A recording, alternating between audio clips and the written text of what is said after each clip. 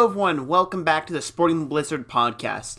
This one's going to be short, sweet, simple, straight to the point, because straight after this I'm going to record my AFC West breakdowns, which will be up Friday, and my AFC East breakdowns, which will be up either Saturday or Sunday. Still trying to figure out the date on that. And then following that will be AFC North sometime next week. Let's get into it. Tonight is the night. Football is back for the rest of 2019. Broncos Falcons, and it's a Hall of Fame game. Listen, this is a game for people that miss football like me. The people that need football, the football junkies. This is their game.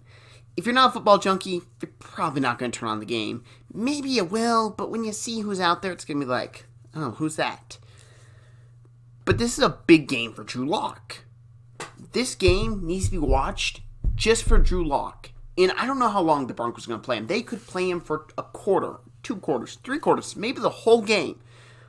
But this is huge, because if he struggles against backups from the Falcons, it's not a good sign. This game is really about Drew Lock. If Drew Lock performs well, then yeah, he's got some momentum. He's had an extra game to prepare. He looks better. He'll have more comfortability in the pocket, if that's even a phrase. Week 1 of the preseason, week 2, week 3, week 4, go on and go on. But if he struggles, that could get in his head a lot earlier. And I can't think of his name off the top of my head, but I remember hearing Steve Mariucci talking about the guy they took instead, Tom Brady. He was bigger, more athletic, but he got abused in the Hall of Fame game. And Steve Mariucci said, I think that held him back. I think he was too afraid since that game. This game can determine a lot about Drew Lock, and it's a nothing game. It's a game that no one cares about, but could decide his future in the NFL. Because if the Falcons abuse him, he might be too scared. He might be a nobody.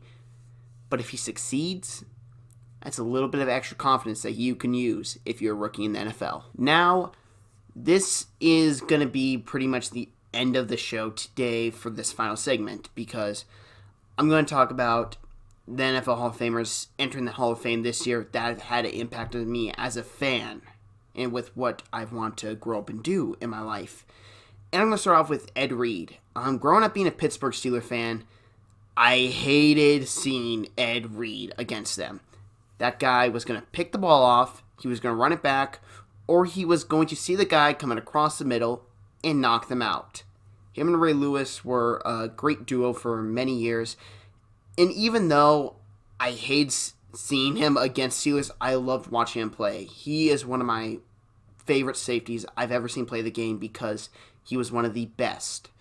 When you watch one of the best play the position at its very best, and I'm going to use best a lot here, talking about Ed Reed, it's amazing. There are words that almost just can't describe how it is to see him read the quarterback's eyes and make the right plays. It's almost like he's out of body and he's just letting his body do it all.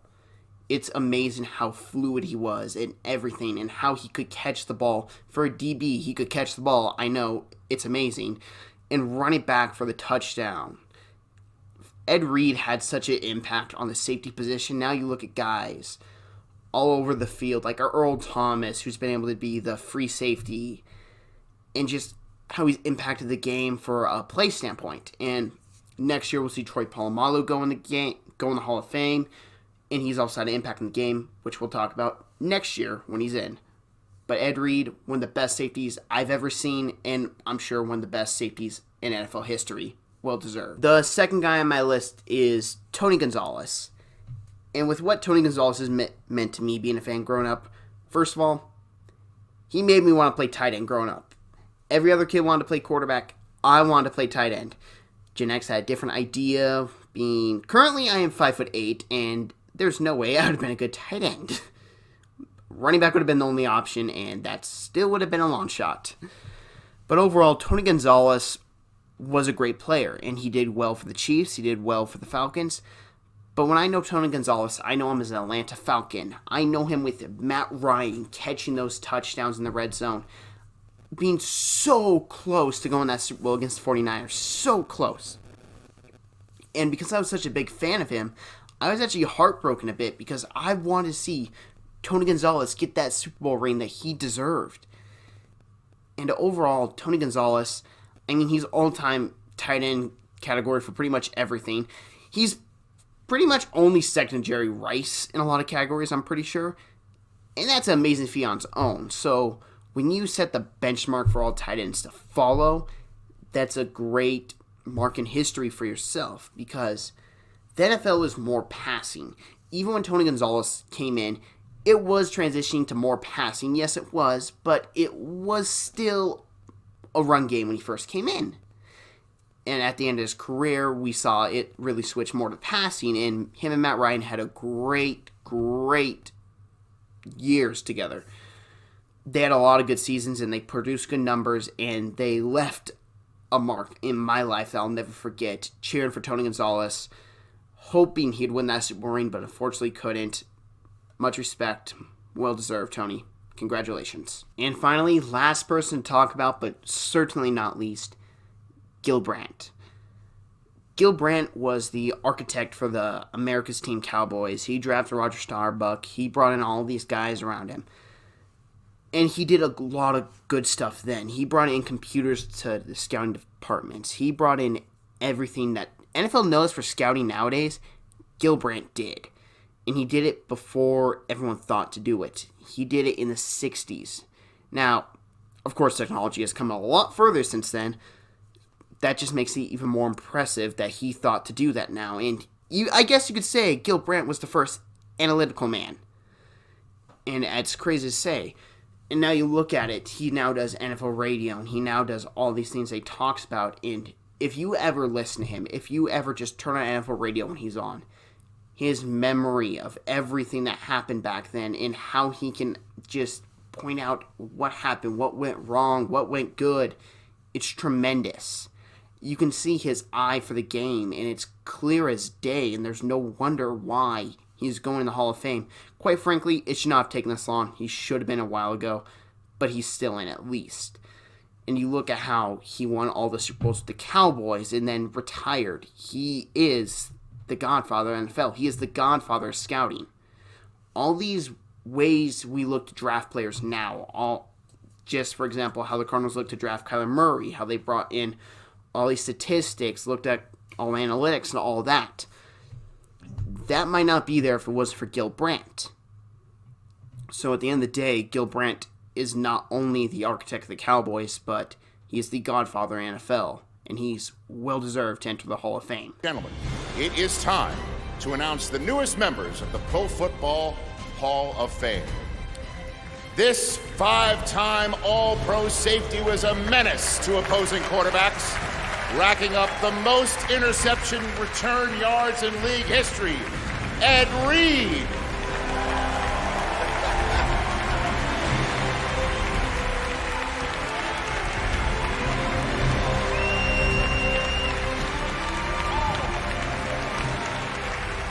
This shutdown corner for the ages to do everything defensive back.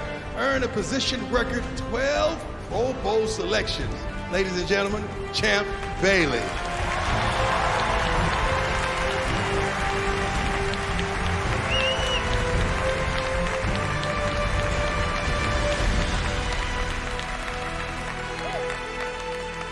He changed the way football found its stars.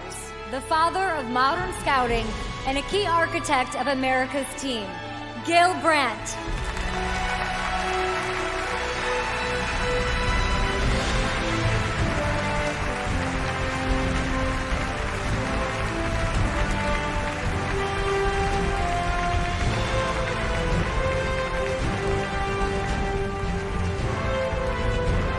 A powerhouse on the line, this all-decade center led the charge on 13,000-yard rushing campaigns. Ladies and gentlemen, Pro Football Hall of Famer Kevin Mawae.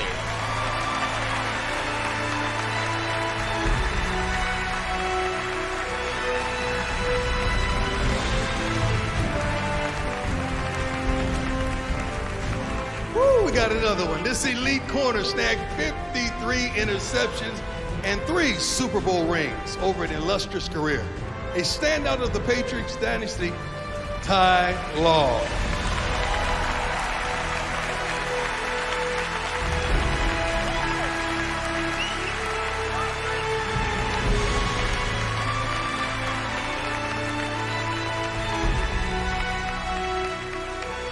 He started his career on offense, but ended it as one of the most impactful safeties of his time.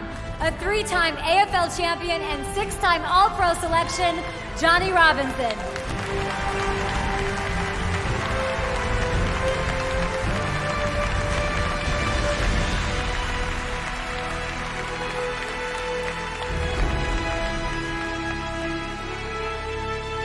For 35 years, the Denver Broncos and the league at large have thrived under his guidance. A visionary owner and leader, here represented by his children, 2 of them, Brittany and Patrick.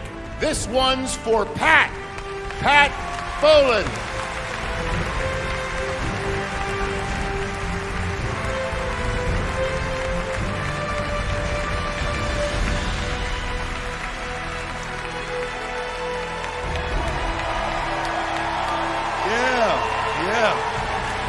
This sure-handed tight end caught the second most passes of any player in league history, earning a record-tying 14 Pro Bowl selections over his prolific career. Ladies and gentlemen, Tony Gonzalez.